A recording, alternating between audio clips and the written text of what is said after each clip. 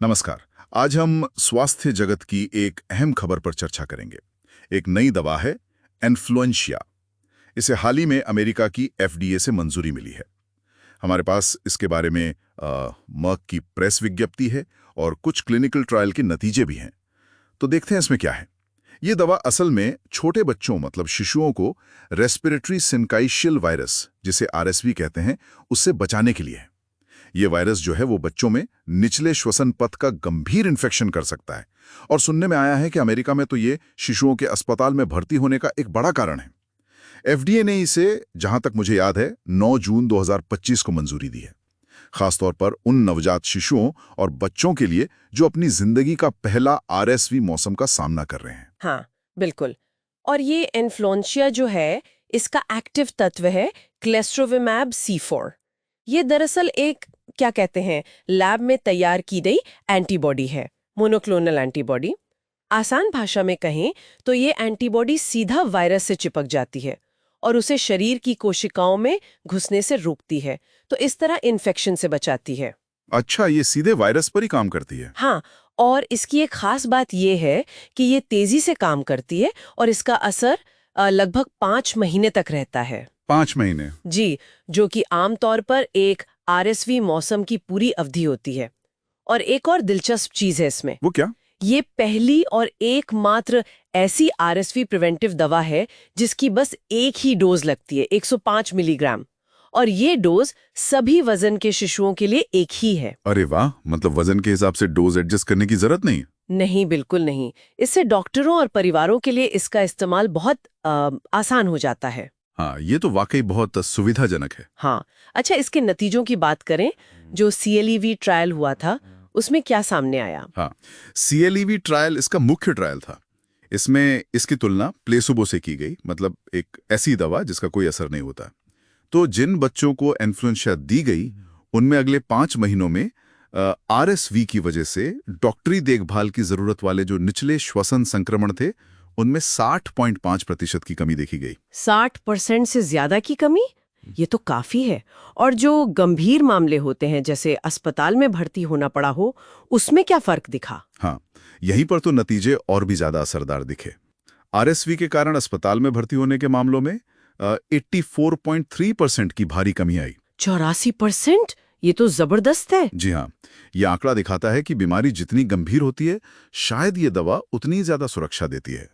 84% कमी का मतलब है परिवारों पर और हमारे हेल्थ सिस्टम पर भी बोझ काफी कम हो सकता है। बिल्कुल, 84% बहुत बड़ा नंबर है। लेकिन एक दवा तो पहले से भी है, शायद पहलेविजुमैब, उससे इसकी कोई तुलना हुई? हाँ, हुई है। स्मार्ट नाम का एक और ट्रायल था, उसमें इसकी तुलना पेलेविजुमैब से की गई, खासकर उन बच्चों में जिन्हें RSV से गंभीर बीमारी का खतरा ज्यादा था। तो उस ट्रायल में ये पाया गया कि एन्फ्लुएंजा का सेफ्टी प्रोफाइल, मतलब सुरक्षा के लिहाज से, वो पेलेविजुमैब जैसा ही था। ओके, सेफ्टी बराबर थी। और असर के बारे में? असर के लिए सीधी तुलना नहीं की गई, उसे CLEVR ट्रायल के नतीजों के आधार पर, मतलब एक्सट्रापोलेशन किया गया। एक्सट्रापोलेशन, ये क्या होता है? इसका मतलब है, वैज्ञानिकों ने देखा कि दोनों दवाएं शरीर में कितनी मात्रा में पहुंचती हैं और कितनी देर रहती हैं। इसे फार्माकोकाइनेटिक एक्सपोजर कहते हैं।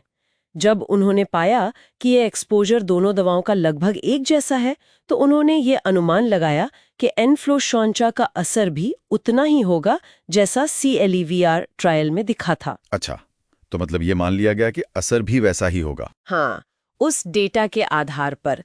तो कुल मिलाकर देखें तो ये दवा एक अहम नया विकल्प है, चाहे बच्चा स्वस्थ हो या किसी वजह से उसे RSV का खतरा ज्यादा हो। और वो जो एक डोज वाली बात है, वो इसे बहुत खास बनाती है। सही है। अब जरा सुरक्षा की बात भी कर लें। कोई साइड इफेक्ट्स या खतरे? देखिए, हर दवा के साथ कुछ सावधानियां तो होती हैं। जिन बच्चों को इसके किसी भी तत्व से पहले कभी कोई गंभीर एलर्जी हुई हो, उन्हें ये नहीं देना चाहिए। मोनोक्लोनल एंटीबॉडीज से कभी-कभी गंभीर एलर्जिक रिएक्शन का खतरा रहता है, हालांकि ट्रायल्स में ऐसा बहुत ही कम हुआ।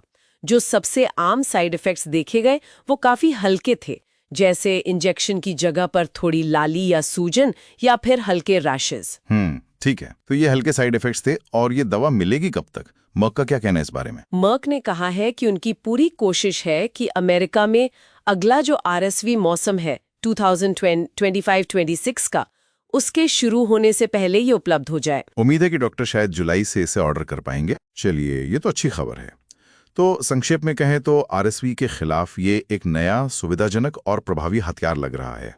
बिल्कुल, ये छोटे बच्चों, उनके परिवारों और स्वास्थ्य सेवाओं पर पड़ने वाले बोझ को कम करने में काफी मददगार हो सकता है। और वो एक डोज वाली बात, वो वाकई एक बड़ी प्रगति है। सही कहा। तो ये सब भविष्य के लिए क्या मायने रखता है? चलिए एक विचार के साथ आज की बात खत्म करते हैं। जिस तरह ये मोनोक्लोनल एंटीबॉडी आरएसवी से बचाव में इतनी कारगर दिख रही है, क्या ये तकनीक भविष्य में बच्चों के स्वास्थ्य से जुड़ी दूसरी चुनौतियों और बाकी संक्रामक रोगों की रोकथाम के तरीकों को भी पूरी तरह से बदल सकती है? सोचने वाली बात है।